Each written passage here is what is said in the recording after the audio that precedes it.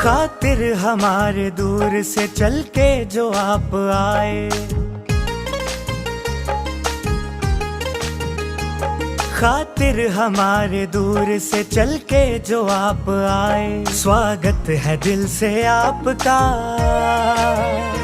स्वागत है दिल से आपका, तशरीफ आप लाए। स्वागत है दिल से आपका, तशरीफ आप लाए। खातिर हमारे दूर से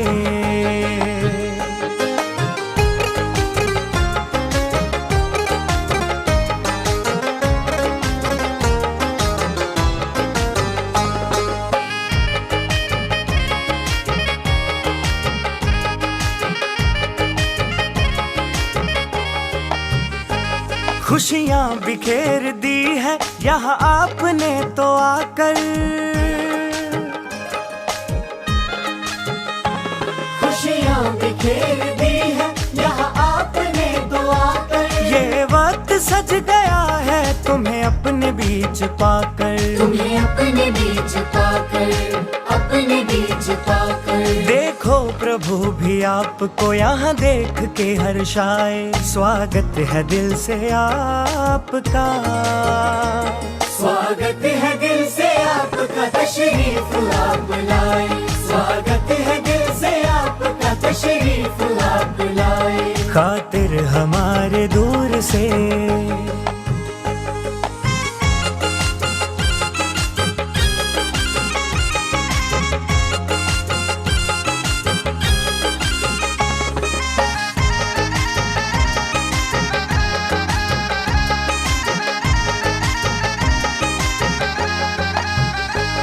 हो आप वो फरिश्ते, शुभ होता जिनका आना।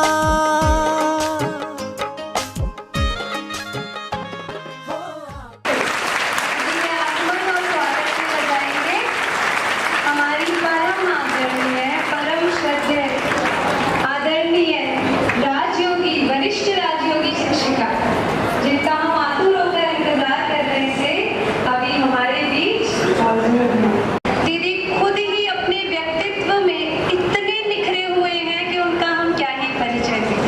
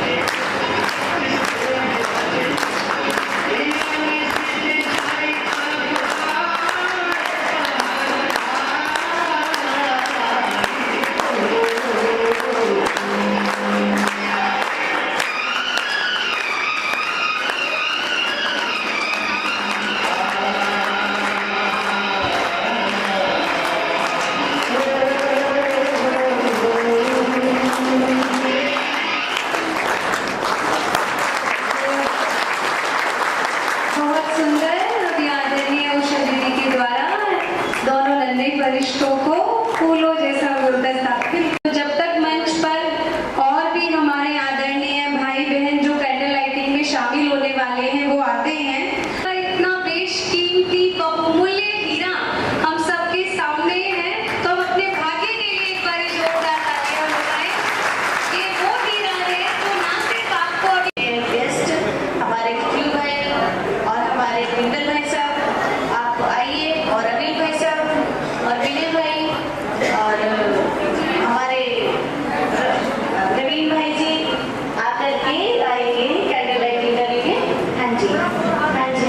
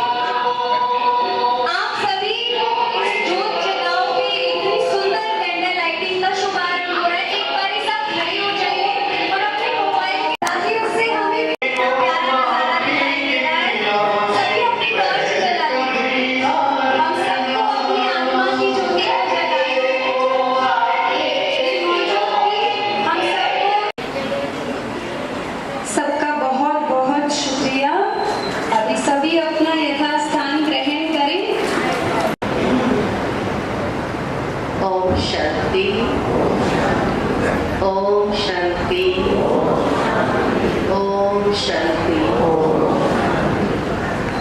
विश्व कल्याणकारी निराकार परमपिता परमात्मा शिव के सभी प्रिय संतान,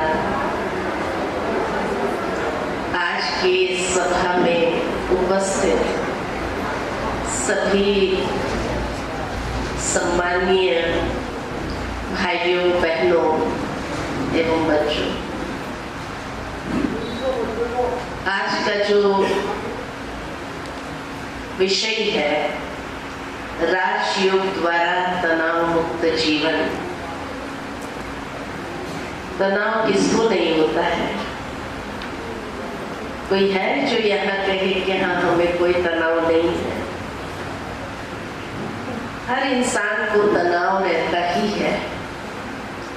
वहां तक कि आजकल छोटे छोटे बच्चों को भी एग्जाम आती है और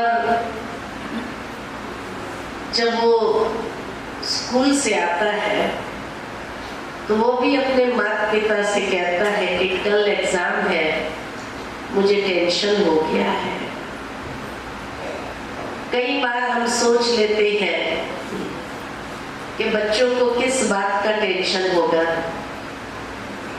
उन्हें कौन सा धन कमाना है, कौन सी रिश्तेदारी निभानी है, कौन सी जवाबदारी है, कौन सा कर्तव्य है, खाली एक पढ़ाई तो करनी है। और ये सोचते हुए हम यही समझ लेते कि आजकल के बच्चे भी बड़ों जैसी भाषा बोलने लगे, नहीं तो उनको किस बात का टेंशन हो सकता है। लेकिन आज देखा गया है कि हर एक को टेंशन जरूर है, क्योंकि टेंशन क्या चीज है? जिस तरह थोड़ा सा अगर हवामान परिवर्तन होता है और व्यक्ति को सर्दी जुकाम बुखार हो जाता है, डॉक्टर के पास जाकर के वो पूछता है कि मुझे ये सर्दी जुकाम बुखार क्यों हुआ, तो डॉक्टर साहब इतना कहेंगे वायरल है, आजकल हर एक को हो रहा है। लेकिन अगर वो व्यक्ति कहे कि हमारे घर में 5 सदस्य हैं और किसी को नहीं हुआ, मुझे ही सर्दी जुकाम बुखार क्यों हुआ, तो सिंपल भाषा में डॉक्टर साहब यही समझाएंगे कि आपकी शरीर की प्रतिरोधक शक्ति क्षीण है, रोग प्रतिरोधक शक्ति क्षीण है, इसीलिए ये कीटाणु ने, वायरस ने अटैक किया और आपको ये सर्दी जुकाम बुखार हो गया। उसके लिए डॉक्टर साहब 2 दवाई देते हैं, एक एंटीबायोटिक देंगे जो कि उस वायरस को खत्म करने के लिए, और दूसरी मल्टीविटामिन देंगे ताकि ज्यादा कमजोरी ना आ जाए। और फिर उसके बाद 3 बात की सलाह देंगे। कौन सी 3 बात? कि ठीक से भोजन किया करो, जिसमें विटामिन हो, मिनरल्स हो, ऐसा भोजन खाइए जिससे आपकी फिजिकल इम्यूनिटी बढ़े। दूसरा, ठीक से आराम करिए, 6 घंटा कम से कम आराम मिलना ही चाहिए। और तीसरा कहेंगे एक्सरसाइज कीजिए। जब शरीर को ये 3 चीज प्राप्त होती है तो शरीर की रोग प्रतिरोधक शक्ति बढ़ती है, और जब ये फिजिकल इम्यूनिटी ज्यादा होगी तो बाहर के कीटाणु इफेक्ट नहीं करेंगे। ठीक इसी तरह ये तनाव क्या चीज है?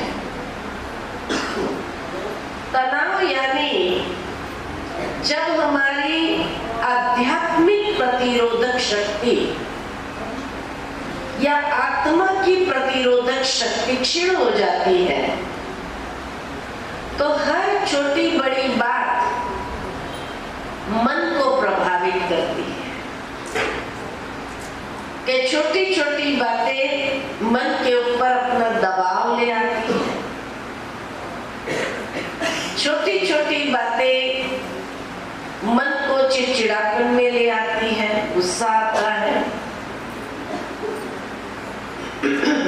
छोटी छोटी बातों में मिसअंडरस्टैंडिंग होने लगती है और इसलिए माइंड डिस्टर्ब हो जाता है, मन को तनाव होने लगता है। ये स्वाभाविक लक्षण हम सभी देखते हैं, लेकिन इसको खत्म करने के लिए कोई एंटीबायोटिक नहीं है, या ये हमारे स्पिरिचुअल आध्यात्मिक प्रतिरोधक शक्ति को बढ़ाने के लिए दुनिया में कोई दवाई नहीं है।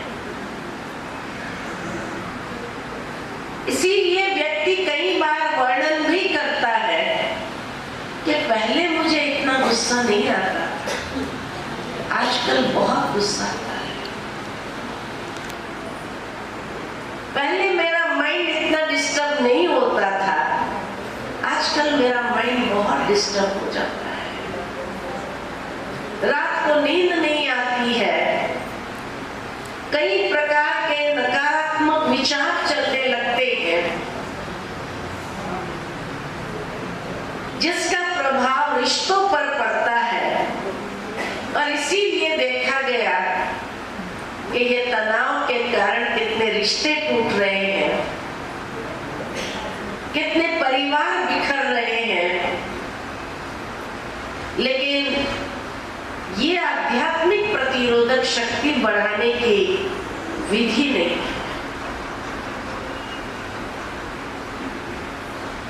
जितना इसका प्रेशर बाहर का बढ़ता है मन के ऊपर, उतना मन को ज्यादा तनाव महसूस होता है। क्योंकि आज इंसान बीच में है और चारों ओर से उसके ऊपर दबाव बन रहा है। एक दबाव है भूतकाल का। भूतकाल में ऐसी कई घटनाएं हुई है जिसको भुलाना चाहते हुए भी हम भुला नहीं पा रहे, लेकिन वो हमारे जीवन को प्रभावित जरूर कर रहे हैं। जब भी वो बातें याद आती है तो मन के अंदर तनाव अनुभव होता है। दूसरा प्रेशर है भविष्य का, क्योंकि हम एक ऐसे युग में जी रहे हैं जिस युग को कहा जाता है अनिश्चितता का समय। कभी भी कुछ भी होता है। कई चीजों के लिए हम मानसिक रीति से तैयार भी नहीं होते हैं और वो घटनाएं होने लगती हैं। तो इसीलिए कहा कि उन बातों के विषय में जब हम सोचते हैं, अगर ऐसा हो गया तो, अगर वैसा हो गया तो, उसने ऐसा कह दिया तो, उसने ऐसा कर दिया, तो वो भी भविष्य का एक प्रेशर मन के ऊपर क्रिएट होता है। तीसरा और चौथा प्रेशर वर्तमान का है। वर्तमान का ये दो प्रेशर, एक जिसको कहते हैं इंटरनल प्रेशर, दूसरा है एक्सटर्नल प्रेशर। बाहर का जो प्रेशर है कि कई ऐसी परिस्थितियां अचानक आ जाती है जिसके ऊपर हमारा कंट्रोल नहीं है, लेकिन वो हमारे जीवन को प्रभावित जरूर कर रहे हैं। और चौथा प्रेशर अपने ही मन के नकारात्मक विचार।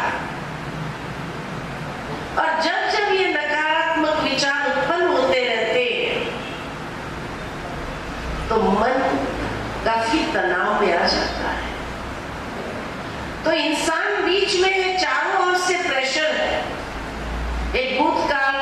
भविष्य काल का, एक वर्तमान का, और वर्तमान में भी इंटरनल और एक्सटर्नल। कब तक इन सबको झेलने की शक्ति मन के पास होती है? और इसलिए दिन प्रतिदिन मनोबल हमारा क्षीण हो रहा है, मानसिक रीति से व्यक्ति कमजोर हो रहा है, लेकिन वो अपनी कमजोरी दिखाना नहीं चाहता है, इसलिए उसको गुस्सा आता है। और ये गुस्सा स्पष्ट है कि बाद में वो कहता भी है कि मेरे में एक ही कमजोरी है, गुस्सा बहुत जल्दी आता है। तो कमजोरी है ना, ये किस चीज की कमजोरी है? शरीर की या आत्मा की? गुस्सा आना ये किसकी कमजोरी है? शरीर की या आत्मा की? आत्मा की कमजोरी, ये शरीर की कमजोरी नहीं। और इसलिए मनोबल दिनों दिन क्षीण हो रहा है। तब व्यक्ति के अंदर ये सारी कमजोरी अनुभव होती है और छोटी छोटी बातें टेंशन क्रिएट कर रही है। अगर बच्चा कहता है कि एग्जाम आती है और उसको टेंशन होता है, माना अभी से वो भी मानसिक रूप से कमजोर है, और कमजोर होने के कारण एक पेपर एग्जाम को फेस करना उसको टेंशन महसूस होता है। अगर एक पेपर एग्जाम को फेस करना टेंशन लग रहा है, तो सोचो जीवन की जब वास्तविक परीक्षाएं आएगी तब क्या करेगा इंसान? और जब वो सारी बातों को मन में लेकर के चलता है तो मन कितना उसको झेल पाता है। इसलिए आज मन की जो शक्ति है उससे अधिक बोझ उसके ऊपर हमने डाल दिया है, और ये बोझ के कारण ही आज मनुष्य इतना तनाव में रहता है।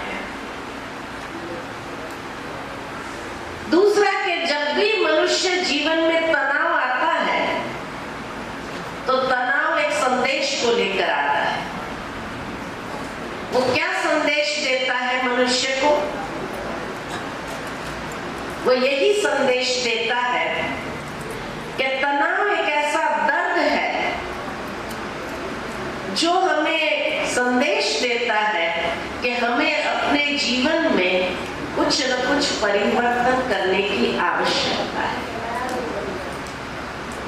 या तो हमें अपनी सोच को बदलनी पड़ेगी, क्योंकि जिस दिशा में हम सोच रहे हैं वो नकारात्मक दिशा है, तो वो सोच को बदली करनी पड़ेगी। या तो हमें अपने वृत्ति के अंदर कहीं कुछ परिवर्तन लाना होगा, या हमें अपने व्यवहार के अंदर कुछ परिवर्तन करना होगा। क्योंकि चलते चलते जीवन में हमने बहुत कुछ सीख लिया है जो सीखना नहीं चाहिए, और इसलिए अब वो सारी बातों को साइड में करते हुए कुछ नया परिवर्तन लाने की आवश्यकता है। एक सोच भी बहुत कुछ बदल देता है। व्यक्ति के भाग्य को परिवर्तन करने के लिए निमित्त बन जाता है। प्रैक्टिकल अगर देखा जाए, एक दृष्टांत याद आता है कि एक बार एक कुम्हार था, वो माटी लेकर आया और उसने सोचा चिलम बनाना। माटी को रौंदने लगा, तब तक उसकी पत्नी अंदर से आकर के कुम्हार से पूछती है, क्या कर रहे हैं? कुम्हार ने कहा कि चिलम बना रहा। तो पत्नी ने कहा, अरे चिलम क्यों बना रहे हो? गर्मी के दिन आ गए हैं, सुराही बनाओ, लोगों को शीतल जल तो मिलेगा। इतना बोल करके वो चले गए। कुम्हार सोचने लगा, बात तो ये ठीक कर रही है, गर्मी के दिन आरंभ हो गए हैं, सुराही बनानी चाहिए। तो वो माटी को फिर से रौंदने लगा। उतने में माटी से आवाज आई, अरे कुम्हार क्या कर रहे हैं? तो कुम्हार ने कहा, सुराही बना रहा। माटी ने कहा, तू तो चिलम बना रहा था। का सोचा तो था चिलम बनाऊं, लेकिन अब विचार बदल गया। तो माटी कहती है, तेरा तो विचार बदला, मेरा तो भाग्य ही बदल गया। चिलम बनाता था, खुद भी जलती थी, दूसरों को भी जलाती थी, लेकिन अब तुम सुराही बना रहा है, खुद भी शीतल रहूंगी, दूसरों को भी शीतलता प्रदान करूं। भावार्थ ये कि जब हम अपनी सोच को परिवर्तन करते हैं, तो खाली वो सोच परिवर्तन नहीं होती है, अपनी किस्मत बदलती जाती है। किसी साइकेट्रिस्ट ने कहा, मनुष्य अगर कम से कम गति से सोचे तो भी 1 मिनट में उसके मन के अंदर 25 से 30 विचार आ जाते हैं। 1 मिनट तो 24 घंटे में कितने विचार आते होंगे? असंख्य। 1 दिन के विचारों को लिया जाए, उसको अलग किया जाए, तो हर मनुष्य के मन में 4 प्रकार के विचार आते हैं। पहले प्रकार के विचार है पॉजिटिव विचार, अच्छे विचार, जो सद्गुणों के आधार पर है। दूसरे प्रकार के विचार है नेगेटिव विचार, बुरे विचार, विकृत विचार, स्वार्थ को लेकर के विचार। तीसरे प्रकार के विचार है आवश्यक विचार, आज यहाँ जाना है, ये कार्य करना है, ये कार्य कराना है, कर्म से संबंधित विचार। और चौथे प्रकार के हैं व्यर्थ विचार, जब मन के पास कुछ सोचने लिए नहीं है तो बीती हुई बातों को चबाने लगता है। अफसोस अधिकतर करता रहता है, ऐसा करते थे तो अच्छा होता था, ये कहते थे तो अच्छा होता था, उसने ऐसा किया होता तो अच्छा होता, लेकिन अब तो हो गया, अब क्या करना है? वो अब सोचने के बजाय वो बीती हुई बातों को ही उगाड़ता रहता है। तो एक दिन में ये 4 प्रकार के विचार हर एक मनुष्य के मन में आ जाते हैं, पॉजिटिव, नेगेटिव, आवश्यक और व्यर्थ। थोड़ा सा अगर वर्तमान समय के हिसाब से देखा जाए तो आज की दुनिया के मनुष्य के अधिकतर विचार कौन से होते हैं? चारों में से कौन से होते हैं? व्यर्थ होते हैं। दूसरे नंबर पर नेगेटिव होते हैं। पॉजिटिव विचार ना के बराबर। आज इंसान भगवान को भी याद करता है ना, वहां भी बिजनेस हो जाता है। हे भगवान, मेरी इतनी मनोकामना पूरी हो जाए तो इतना चढ़ावा चढ़ा दूंगा, यानी ये काम का भाव इतना चढ़ावा है, अगर आपने कर दिया तो आपको मिल गया, और नहीं किया तो बिजनेस डील हो गई ना भगवान के साथ। जहां भगवान के साथ भी निस्वार्थ नहीं है तो इंसान के साथ तो क्या होगा? इसीलिए नेगेटिव और व्यर्थ ज्यादा है।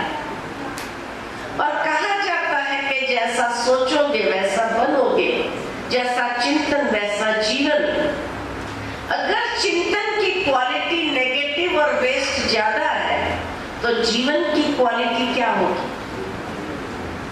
क्या नेगेटिव और बेस्ट सोचने के बाद खुशी का अनुभव होगा,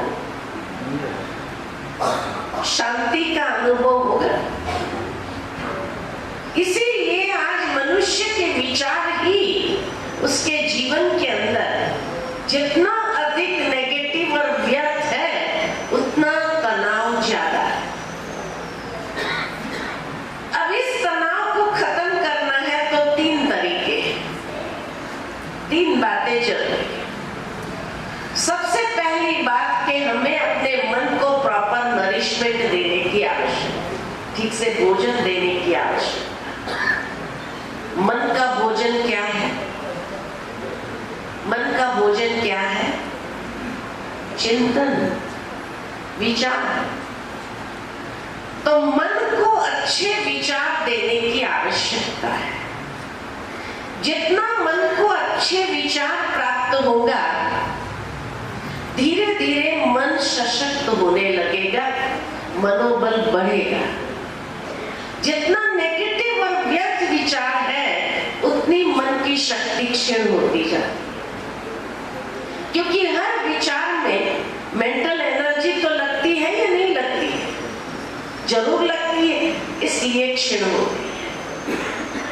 जितना पॉजिटिव विचार करेंगे तो आत्मा की बैटरी चार्ज होने लगेगी। आज दुनिया के अंदर भी बैटरी चार्ज करने की जरूरत है। एक मोबाइल को भी रोज चार्ज करना पड़ता है। एक दिन भी अगर चार्ज करना भूल गए तो दूसरे दिन क्या होगा? और उसी दिन अगर कोई जरूरी काम आ गया और मोबाइल भी नहीं चल रहा है तो कितनी अंदर परेशानी होती है, कितना टेंशन हो जाता है। तो मोबाइल को भी अभी बंद होना है ना, आ दिया। तो इसीलिए कहा मोबाइल की बैटरी को तो चार्ज करना नहीं भूलते, लेकिन आत्मा की बैटरी को कब चार्ज किया था? चार्ज ही नहीं किया। जीवन पर्यंत हमने चार्ज ही नहीं किया है। इसीलिए आज मनुष्य के मन की शक्ति बहुत, बैटरी बहुत कम हो गई, इतनी क्षीण हो गई। तो मन को अच्छे विचारों का भोजन चाहिए। अच्छे विचार कहां से मिलेंगे? कहां से मिलेंगे? आध्यात्मिकता एकमात्र स्रोत है जहां से हमें अच्छे विचार मिल सकते हैं। बाकी दुनिया भर में न्यूज़पेपर उठाओ, कौन से विचार मिलेंगे? पॉजिटिव मिलेंगे, नेगेटिव मिलेंगे, व्यर्थ मिलेंगे। कौन से विचार मिलते हैं? और वो नेगेटिव और व्यर्थ हम भर रहे हैं अंदर में। अभी उससे हमारी बैटरी चार्ज होगी कि डिस्चार्ज होगी? अच्छा, टेलीविजन चालू करो, आज का समाचार देखो। समाचार में क्या आता है? पॉजिटिव, नेगेटिव, दुनिया भर की नेगेटिव खबरें उसमें मिलेगी आपको। और वो नेगेटिव खबरों के साथ हमारा कोई लेना देना नहीं, फिर भी हम सुनते उसको, भरते। और खाली भरते नहीं है, लेकिन मान लो कि दिन भर में कोई आ गया व्यक्ति, कोई मित्र संबंधी, तो क्या बातें करें? अच्छी बात करने का तो किसी के पास कोई मसाला है नहीं, तो क्या बात करेंगे? वही जो सुनी हुई बातें हैं वही वर्णन करना शुरू करते हैं। तो भरते भी है नेगेटिव, सोचते भी है नेगेटिव और वर्णन भी नेगेटिव कर, तो कितनी फास्ट बैटरी डिस्चार्ज होगी बताओ? तो अच्छे विचारों का स्रोत है आध्यात्मिकता।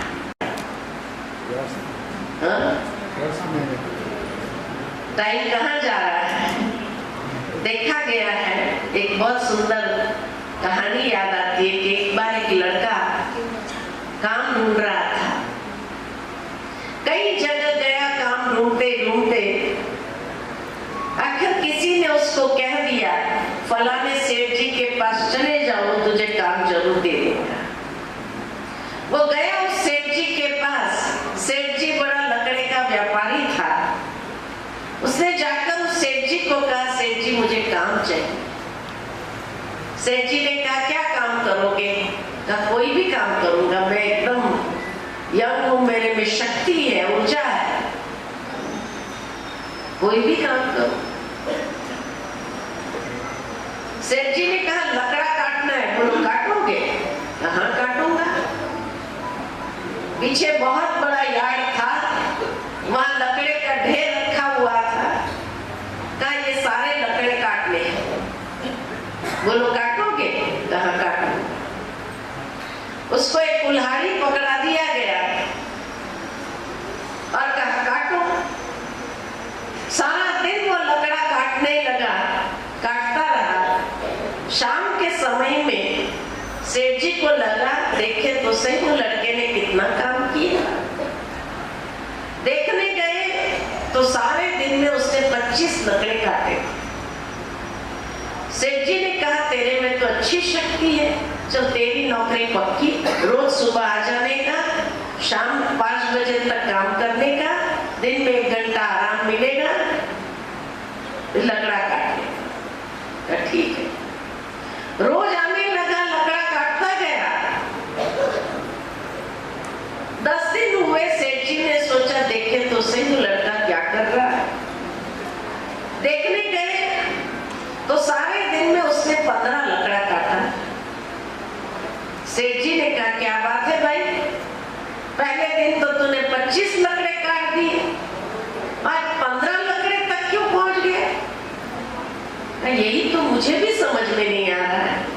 मैं सारा दिन लकड़ा काटता हूँ, आलस भी नहीं करता हूँ, बैठता भी नहीं हूँ, लेकिन लकड़ा कम क्यों हो रहा है पता नहीं। तो थोड़ी और मेहनत करो। ठीक है, कल से थोड़ी और मेहनत करो। दूसरे दिन से और जोर लगाने लगा और 8-10 दिन बीते कि सेठ जी ने सोचा, देखे तो सही वो लड़का क्या कर रहा है। शाम को जैसे ही चक्कर मारा, देखा सारे दिन में उसने 10 लकड़े काटे। क्या भाई, क्या हो गया? पहले दिन तो तूने 25 लकड़े काट दिए, 10 दिन में तेरी शक्ति क्षीण हो गई, 15 लकड़े तक आ गए और आज 10 लकड़े तक ही पहुंच गए। क्या बात है? यही बात तो मुझे भी समझ में नहीं आ रही है। इतनी मेहनत करता हूँ, इतना जोर लगाता हूँ, लकड़े कम क्यों हो रहे समझ में नहीं आ रहे। सेठ जी तो अनुभवी थे। सेठ जी ने कहा, एक बात बताओ, ये 20 दिन के अंदर तूने कुल्हाड़ी की धार कितनी बार तेज किया?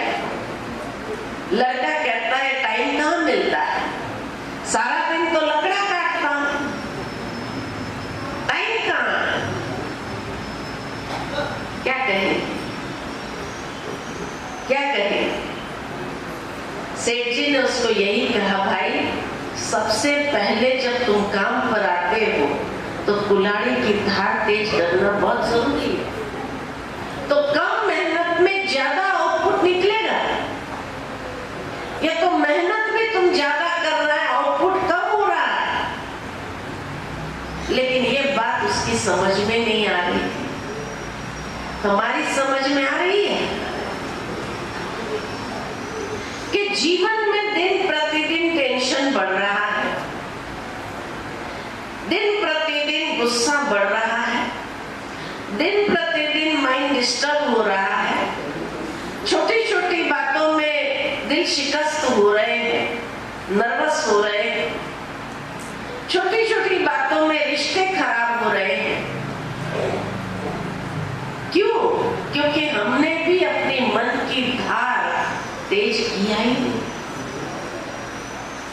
इसलिए मेहनत ज्यादा कर रहे हैं रिश्तों को संभालने की, लेकिन फिर भी परिवार बिखर रहा है, रिश्ते टूट रहे हैं। कईयों को खुश करने का प्रयत्न करते हैं, क्या कहते हैं, फिर एक को खुश किया, 2 नाराज हो गए। बनता कहाँ है, बिगड़ता ही जा रहा है। लेकिन अगर धार तेज करने के लिए कहो तो कहते टाइम कहाँ है। अरे सुबह सुबह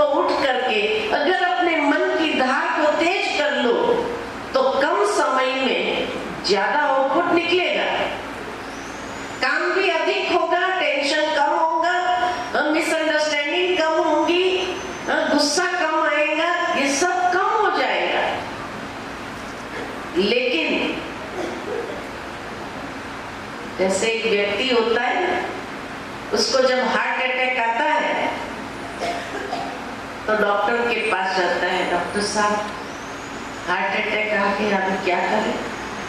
डॉक्टर साहब क्या कहेंगे? भाई देखो, जीना है ना, रोज सुबह में आधा घंटा पैदल करना होगा और शाम को भी आधा घंटा पैदल करना होगा, तब तुम स्वस्थ रहेगा।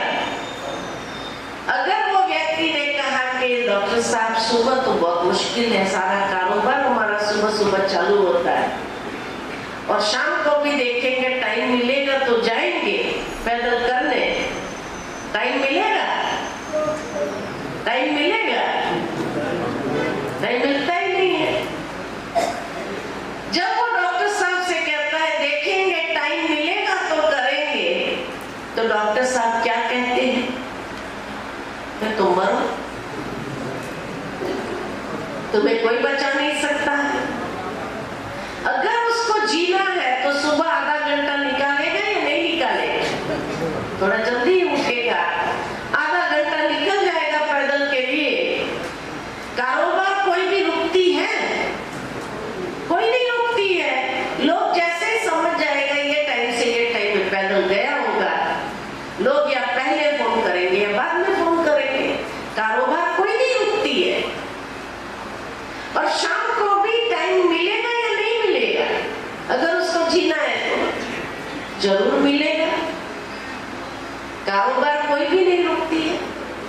ठीक इसी तरह हमें भी मानसिक रीति से स्वस्थ रहना है। आज के समय में, टेंशन के युग में, हमें भी अपना टेंशन कम करना है, अपनी रचनात्मकता को बढ़ाना है। तो सुबह सुबह आधा घंटा आध्यात्मिक चिंतन सुनना चाहिए, नहीं सुनना चाहिए? टाइम मिलेगा या नहीं मिलेगा? मिलेगा या निकालना पड़ेगा? हाँ? मिलेगा। जब खुद के लिए टाइम अगर निकालता है, आने वाले समय में वही व्यक्ति सशक्त रहेगा। क्योंकि हम सभी यहाँ बैठे हुए जानते हैं कि आने वाले समय में परिस्थिति बढ़ेगी या कम होगी? बढ़ेगी। समस्याएं बढ़ेगी या कम होगी? बढ़ेगी। चुनौती बढ़ेगी या कम होगी? बढ़ेगी। तनाव के कारण बढ़ेंगे या कम होंगे? बढ़ेंगे। और ये सब जब बढ़ने वाले हैं और उस समय हम मानसिक रूप से एकदम कमजोर हो जाए तो उस समय में जी सकेंगे या टूट जाएंगे? क्या होगा? टूट जाएंगे। आज डिप्रेशन के पेशेंट क्यों बढ़ रहे हैं? कितने लोग डिप्रेशन के शिकार हो रहे हैं? क्यों हो रहे हैं? आज से 50 साल पहले शायद नागलोई में भी कोई साइकियाट्रिस्ट नहीं होगा। और आज कितने साइकियाट्रिस्ट हैं? कितने साइकियाट्रिस्ट हैं? बिजनेस चलता होगा तभी तो साइकियाट्रिस्ट बढ़ रहे हैं कि नहीं बढ़ रहे हैं? और दिल्ली में ही कितने साइकियाट्रिस्ट होंगे? असंख्य। हर गली में एक साइकियाट्रिस्ट मिलेगा। इतने मानसिक पेशेंट्स बढ़ रहे हैं। एक समय आएगा जब हर घर में एक मानसिक पेशेंट होगा, क्योंकि हम जागृत ही नहीं है अपने आध्यात्मिक स्वास्थ्य को लेकर, अपने मानसिक स्वास्थ्य को लेकर। और जब एकदम डिप्रेशन के शिकार बनेंगे तब आध्यात्मिकता करेंगे क्या? तब होगा? तब हो ही नहीं सकता। मन एकाग्र ही नहीं होगा। तो आप क्या समझते हैं कि आने वाले समय में ये सब बढ़ना है तो हमें अंदर से कितना सशक्त होना पड़ेगा? तो आध्यात्मिकता के लिए टाइम निकालना पड़ेगा। जैसे आज से 50 साल पहले कितने लोग मॉर्निंग वॉक के लिए जाते थे? कोई जाते थे? आपको याद है आपके बाप दादा कोई जाते थे मॉर्निंग वॉक के लिए?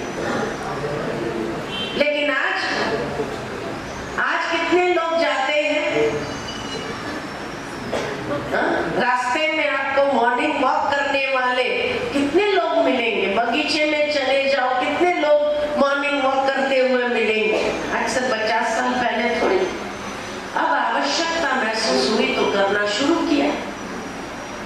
आज से 50 साल बाद, 50 साल क्या 25 साल बाद ही अगर देखेंगे, जब हर घर में डिप्रेशन का पेशेंट होगा, और तब अगर आध्यात्मिकता को अपनाना चाहो तो भी अपना नहीं पाओगे, क्योंकि मन की स्थिति ऐसी नहीं होगी जो आध्यात्मिकता में मन लगे।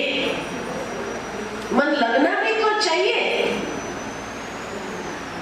तो पहला है अच्छा भोजन, दूसरा है आराम। मन को आराम कैसे मिलेगा? मन को आराम कैसे मिलेगा? रात को सो जाते हैं, शरीर सो जाता है, थका है, शरीर सो जाता है, मन नहीं सोता है। मन स्वप्न के रूप में घूम रहा है। जो दिन भर की बातें हैं, जो सबकॉन्शियस लेवल पर चली गई है, वो बातें अभी भी मन में चल रही है। क्या करे, कैसे करे, ऐसे करना चाहिए, वैसे करना चाहिए, ये चल रहा है मन के अंदर। इसलिए कहा कि मन को आराम कहाँ है। लेकिन मेडिटेशन माना ध्यान वो प्रक्रिया है जो मन को हम शांत करते हैं, ईश्वर में एकाग्र करते हैं और अपने मन को सशक्त करते हैं। जिस तरह व्यक्ति को जब अच्छी नींद आती है, उठने के बाद कितना फ्रेश हो जाता है और उसकी रचनात्मकता बढ़ जाती है, अच्छे अच्छे विचार आने लगते हैं। फिर सोचते पहले क्यों नहीं सुझाए हैं, क्योंकि मन थका हुआ था। लेकिन हर रोज अच्छी नींद तो आती नहीं है। इसीलिए मेडिटेशन माना जब मन को आप शांत कर देते हो, और जब वो शांत हो जाता है तब उसकी भी रचनात्मक शक्ति बढ़ जाती है। अगर आराम ठीक न भी मिला हो, रात को नींद न भी हुई हो, लेकिन मेडिटेशन करने से आपकी मानसिक पावर बढ़ जाती है। अच्छा, कितना करना चाहिए मेडिटेशन? रोज कितना करना चाहिए? कम से कम 20 मिनट। 20 मिनट 20 मिनट टाइम मिलेगा या नहीं मिलेगा? अपने लिए मिलेगा टाइम। हाँ। क्यों मैंने 20 मिनट कहा?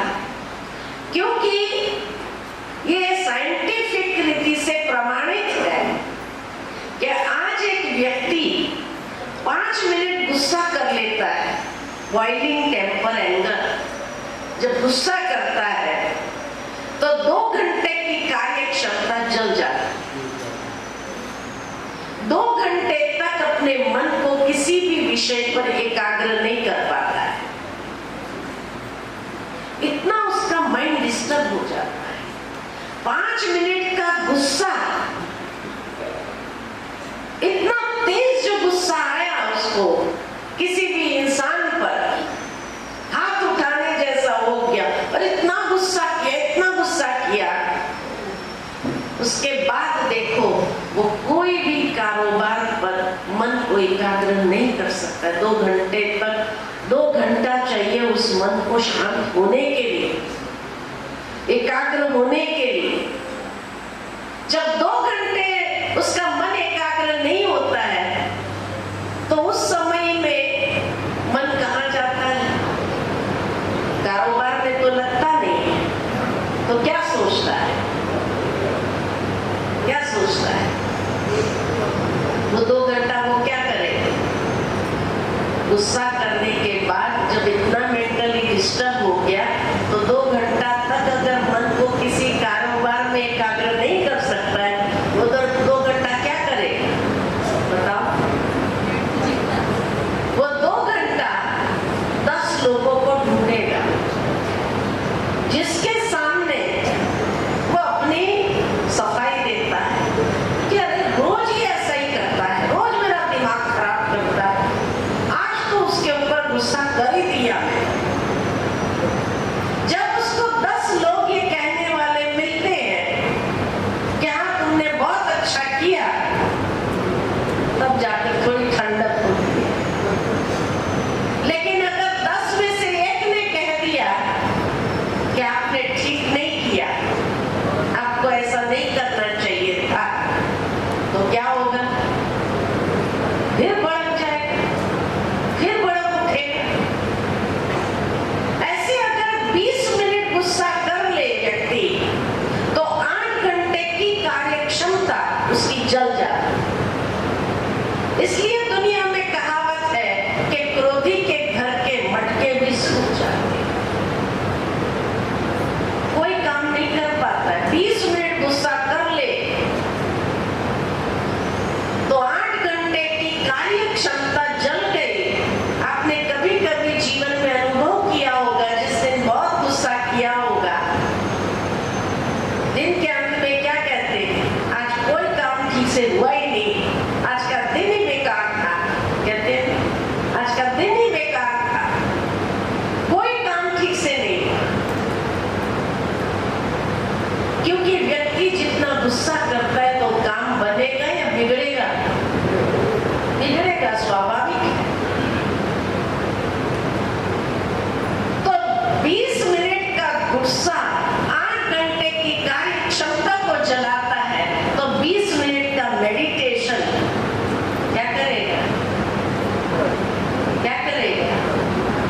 8 घंटे की कार्य क्षमता को चार्ज करेगा, बैटरी चार्ज करेगा।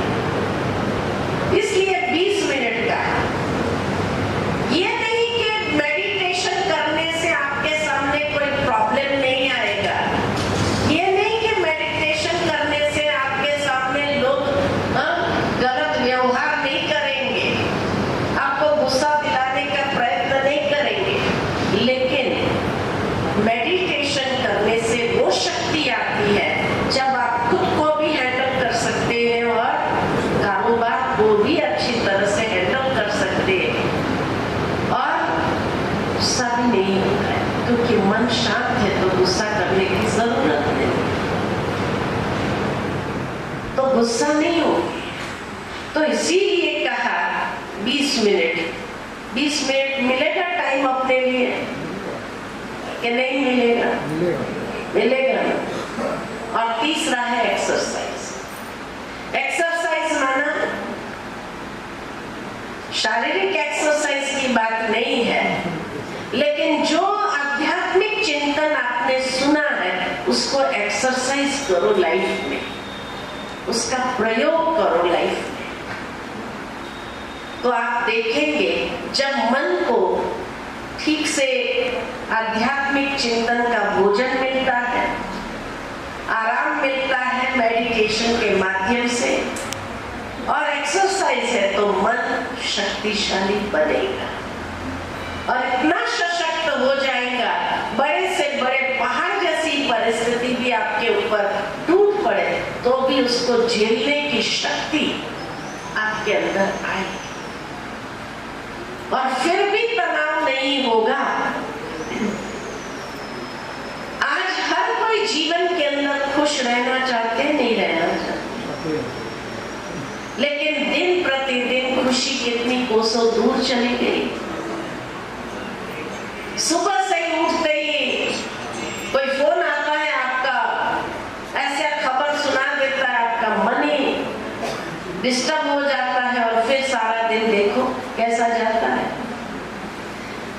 भावार्थ ये कि बातें तो आएगी, परिस्थितियां आएगी, प्रॉब्लम्स आएंगे, लेकिन आप मानसिक रूप से अगर सशक्त होंगे, ज्ञान और योग, आध्यात्मिक ज्ञान और योग ऐसे ताकत है जो व्यक्ति को बहुत अंदर से शक्ति प्रदान करता है, और हर प्रकार की बातों को झेलने की ताकत जो आपको अंदर से हिला सके, इतना स्वयं को सशक्त करो। मानसिक रूप से इतना पावरफुल बन जाओ तो कोई भी बात आपको अंदर से डगमगाएगी नहीं। बड़े से बड़ी परिस्थिति में भी आप अच्छी तरह से उस प्रॉब्लम को भी सॉल्व कर सकते हैं, समाधान कर सकते हैं। इसीलिए गीता के महावाक्य में, गीता के सार में ये बात कही गई है कि हे अर्जुन, जो हुआ वो भी अच्छा, जो हो रहा है वो भी अच्छा, और जो होने वाला है वो भी बहुत अच्छा। बुरा कुछ है ही नहीं। अगर अच्छा ही है तो आपको गुस्सा आएगा। लेकिन हमें गुस्सा क्यों आता है? क्योंकि हम समझते हैं भाई ये तो बहुत बुरा हो गया, ऐसा तो नहीं होना चाहिए था। लेकिन बुरा कुछ होता ही नहीं है। हर चीज के पीछे कोई ना कोई रहस्य जरूर होता है। उसको समझ लेते हैं तो फिर हमें महसूस ही नहीं होता कि बुरा हुआ। जैसे वो कहानी याद आती है अकबर और बीरबल की। एक बार अकबर बीरबल दोनों गए शिकार खेलने के लिए। साधारण कपड़े में दोनों थे। अचानक शिकार खेलते खेलते राजा की अंगुली कट गई, खून बहने लगा। तो बीरबल ने कहा जो हुआ अच्छा हुआ। राजा को बड़ा गुस्सा आया क्योंकि उसने उस बात को समझा ही नहीं। क्या अच्छा हुआ? उसने कहा कि मुझे इतना दर्द हो रहा है, इतनी तकलीफ हो रही है, तुम कहता अच्छा हुआ? क्या अच्छा हुआ? उसको बहुत गुस्सा आया। सैनिकों को कहा ले जाओ बीरबल को और जेल में डाल दो। उसको सहानुभूति नहीं है अपने राजा पे इस दर्द पर, और कहता है जो हुआ अच्छा हुआ। सैनिक लोग ले गए। अब राजा अकेला हो गया जंगल में। तो कुछ जंगली लोग बलि ढूंढ रहे थे, नर बलि चढ़ाना चाहते थे देवी को। उनका कोई फंक्शन था तो हुष्ट पुष्ट राजा को साधारण ड्रेस में देखा। वो तो जानते नहीं थे ये राजा है। उसको पकड़ लिया गया कि चलो उसकी बलि चढ़ा देते हैं। लेकिन जब बलि के लिए ले गए तो पंडित जी ने कह दिया ये तो खंडित बलि है, ये तो देवी को चढ़ेगी नहीं। अब राजा को होश आया। बीरबल ने जो कहा था कि जो हुआ अच्छा हुआ, आज अगर ये अंगुली नहीं कटी होती थी ना तो बलि चढ़ जाना था। समझ गया कि जो अंगुली कटना भी शुभ था मेरे लिए, तो अच्छा हुआ। राजमहल पहुंच गया जब, तब बीरबल को कहा ले आओ। ले आए। कहा बीरबल मैंने तेरी बात को तो समझा कि तुमने जो कहा कि अंगुली कटी अच्छा हुआ, सचमुच अच्छा हुआ। अगर अंगुली नहीं कटी होती थी तो आज मेरी बलि चढ़ जानी थी। लेकिन एक बात बताओ कि मैंने तेरे पर गुस्सा किया, तुझे जेल में डाल दिया, उसमें क्या अच्छा था? मैंने तो तेरे को तकलीफ दिया, तो वही तो अच्छा किया। क्योंकि नहीं तो आपके साथ नहीं होता था। आप तो खंडित बलि करके छूट जाते थे, मैं तो संपूर्ण बलि का चढ़ जाता था। क्या करते थे? ये भी अच्छा, इसलिए ये भी अच्छा था। तो जो हुआ वो भी अच्छा, जो हो रहा है वो भी अच्छा, जो होने वाला है वो बहुत अच्छा। तो टेंशन होगा तो आज से क्या करेंगे? आज से क्या करेंगे? ये बात के वो गीता के सार को अपने जीवन में अप्लाई कर देना। जो हुआ वो बहुत अच्छा। जरूर उसमें कोई रहस्य होगा। समय आने पर रहस्य खुलेगा, और समय आने पर जब रहस्य खुलेगा तो पता चलेगा क्या अच्छा समय हुआ। तो इसीलिए जो है कोई भी बात जीवन के अंदर जब हम बुरी समझते हैं तब टेंशन क्रिएट होता है। बुरी है ही नहीं तो टेंशन किस बात का? आज के बाद होगा टेंशन। लेकिन ये बात समझने के लिए भी, याद रहने के लिए भी मेडिटेशन तो करना पड़ेगा, आध्यात्मिक चिंतन अगर उसको ब्रश करते रहे आध्यात्मिक चिंतन को, तब तो समय पर याद आएगा, नहीं तो समय पर याद कैसे आएगा। तो आध्यात्मिक चिंतन सुनने का टाइम मिलेगा, मेडिटेशन करने का टाइम मिलेगा कि नहीं मिलेगा? जो कहते हैं मिलेगा, जरा हाथ खड़ा करो।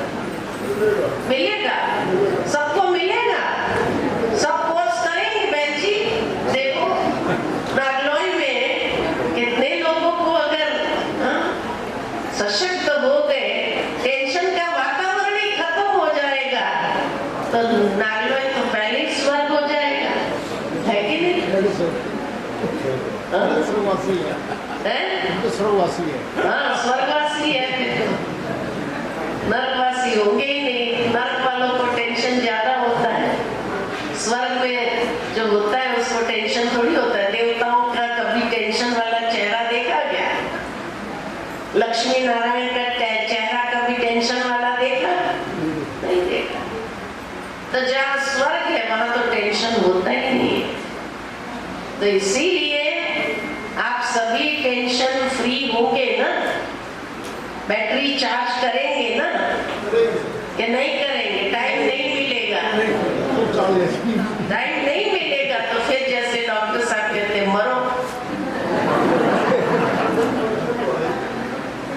तो टाइम तो निकालना पड़ेगा। ठीक है, ठीक है, अच्छा।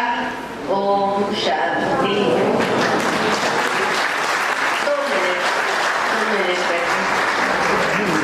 मेडिटेशन की जहाँ इतनी बात निकली है, तो कुछ क्षण के लिए मेडिटेशन के झलक का अनुभव भी करेंगे।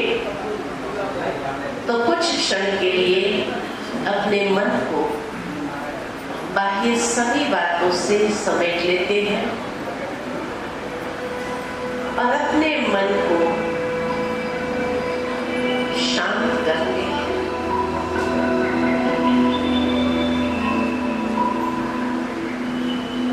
अंतर चक्षु से स्वयं को देखो। भ्रुकुटी की मध्य में एक चैतन्य शक्ति आत्मा,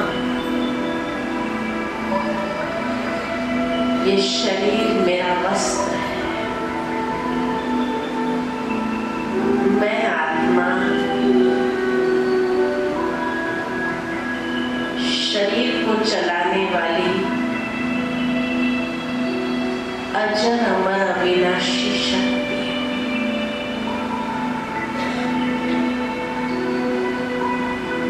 मैं आत्मा अपने असली स्वरूप में शुद्ध, पवित्र, निर्मल,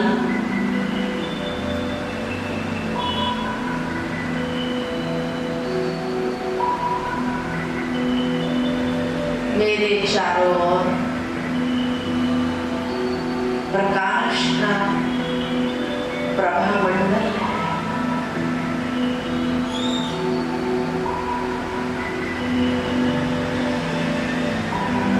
मेरा गुणधर्म शांति है। मेरे मन की गति शांत होती जा रही है।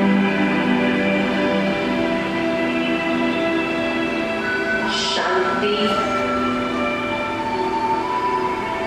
मेरी वास्तविकता है।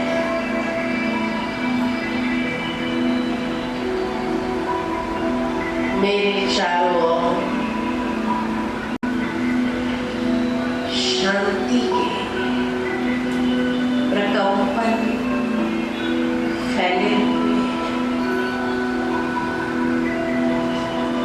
मैं आत्मा शांत स्वरूप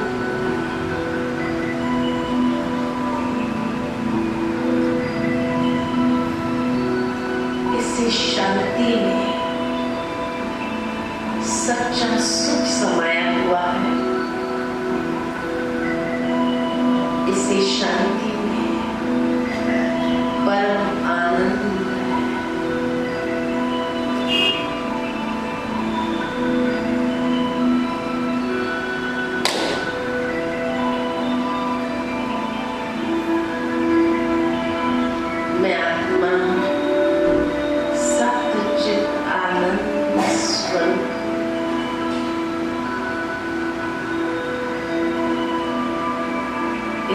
शांति है, शांति है।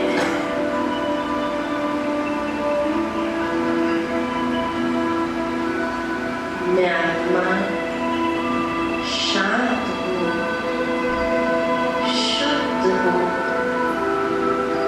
शक्ति स्वरूप।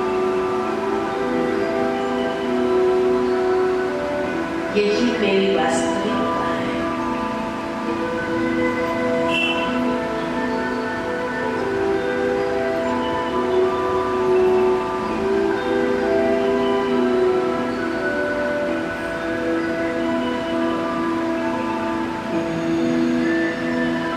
ओम शांति, शांति, शांति।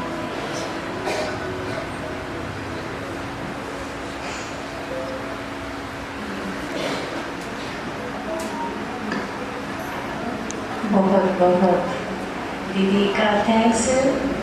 दीदी ने कम समय में और हम सबको इतना रिफ्रेश किया, इतना भरपूर किया और इतना हमें मेडिटेशन कराकर गॉड से कनेक्ट किया। तो सब हुए गॉड से कनेक्ट और स्वयं से। तो हमें आपने दीदी के सामने संकल्प किया है कि हम जरूर राजयोग सीखेंगे और राजयोग सीखेंगे तो बहुत बहुत इसका लाभ लेंगे। तो आप देख ही रहे हमारे सामने हमारी आदरणीय दीदी कि आज तबीयत ठीक नहीं है, लेकिन फिर भी पहला क्लास भी 1 घंटे का पहले कराया और दूसरा क्लास भी ये है राजयोग की तपस्या का कमाल। कि तबीयत ठीक ना होते हुए भी हम सबके बीच आकर के हम सबके बहुत बहुत किया। दीदी का बहुत बहुत दिल से धन्यवाद, शुक्रिया, थैंक यू। हमने 5 दिन का शाम को 5 बजे से 6 बजे तक रहते हैं सेवा में। तो 2 शब्द हमारे जरूर, क्यों नहीं बोलेंगे? दीदी का बहुत बहुत धन्यवाद करता हूँ। आपकी बातें आई माता से पापा की करते सबका आप सबका भी नहीं। हमारी नवीन भाई जी अभी नजदीक में ही माउंट आबू होकर के आई हैं ज्ञान सरोवर में। तो बहुत अच्छा लगा, बहुत अच्छा। हमारी उनकी साथी युगल करके, हाँ आप तिलक दे दीजिए, पट्टा पहना दीजिए, दीदी उधर गिफ्ट देंगे। तो पढ़ते हैं आप इधर से देते जाइए, आ जाओ।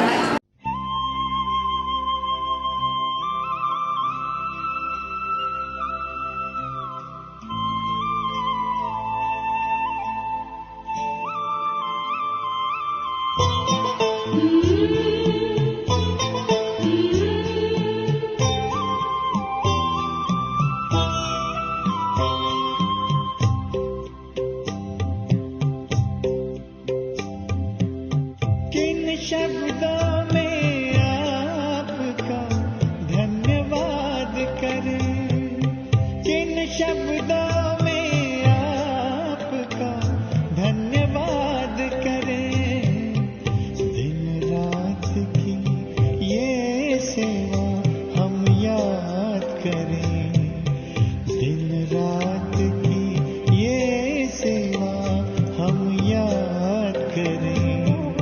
किन शब्दों में आपका धन्यवाद करें, दिन रात की ये सेवा हम याद करें। किन शब्दों में आपका धन्यवाद करें।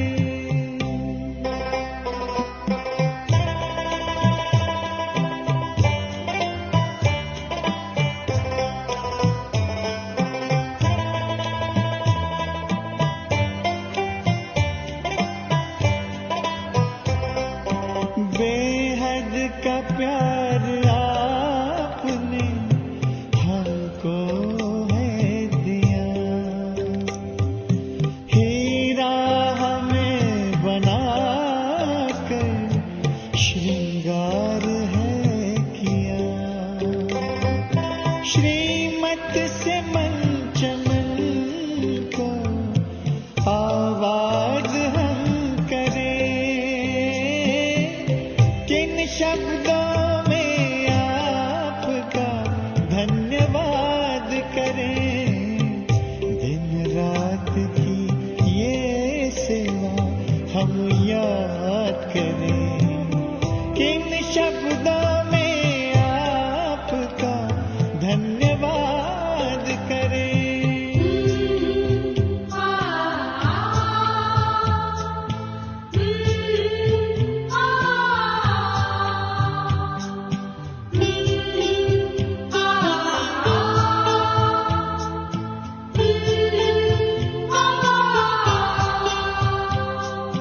खींचते हमारे प्यार में अब तक भी आ रहे हो, रथ को संभालते हुए वादा निभा रहे हो। ऐसे ही प्यार पर जा निसार हम करें, किन शब्दों में आपका धन्यवाद करें, दिन रात की ये सेवा हम याद करें। किन शब्दों में आपका धन्यवाद करें।